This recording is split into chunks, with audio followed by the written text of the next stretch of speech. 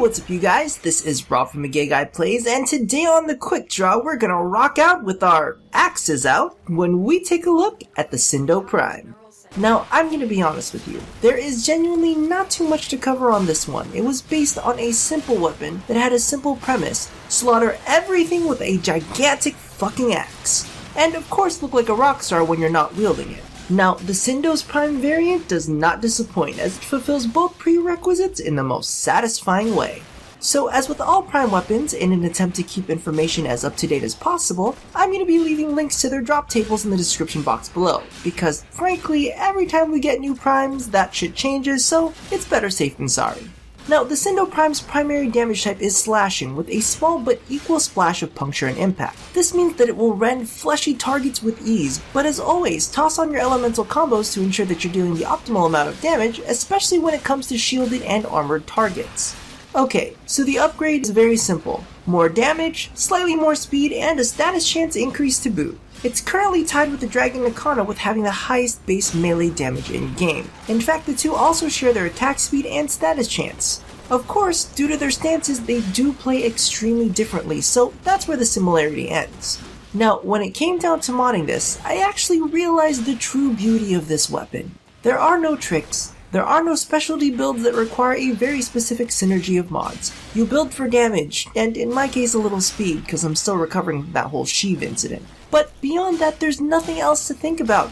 You crush skulls, you shatter knees, you tear your enemies in half, and to be honest, it's kind of refreshing in that way.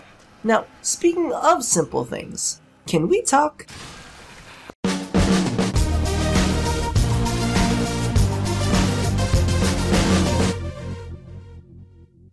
Okay, so I've built a bit of a reputation for enjoying weapons that are a bit unique. Stats that you need to build around, mechanics that you need to keep in mind, and synergies with specific frames. But at the end of the day, it's kind of nice to have something without all of those strings and prerequisites to worry about. Just a nice, hard-hitting weapon. It's kind of like coming home to a very simple significant other. No drama, no requests, no craziness. You just walk through the door, order up some delivery, sit on the couch and veg, or play some video games and hit the sack for a nice old-fashioned fuck.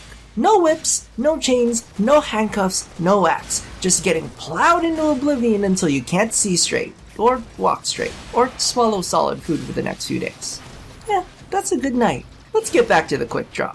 So, all in all, the Scindo Prime is pretty fantastic, especially if you're a fan of the heavy weapon stances. It comes with an innate V-polarity, which is welcome in pretty much every weapon build, and helps free up some mod points, especially if you want to use it with Cleaving Whirlwind, but don't necessarily want to use a Forma on it.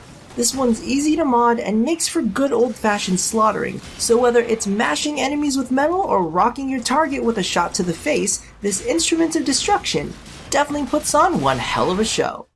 So, thank you all for watching another episode of The Quick Draw. I'll leave you with links to the Hiku Prime and Nyx Prime Access if you haven't already caught them. Now, be sure to do the thing that I asked you to do at the end of every one of these, and as always, stay tuned for more rock-hard weapons, here at A Gay Guy Plays.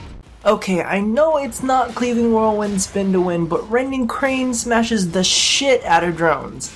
And I fucking hate those little bastards.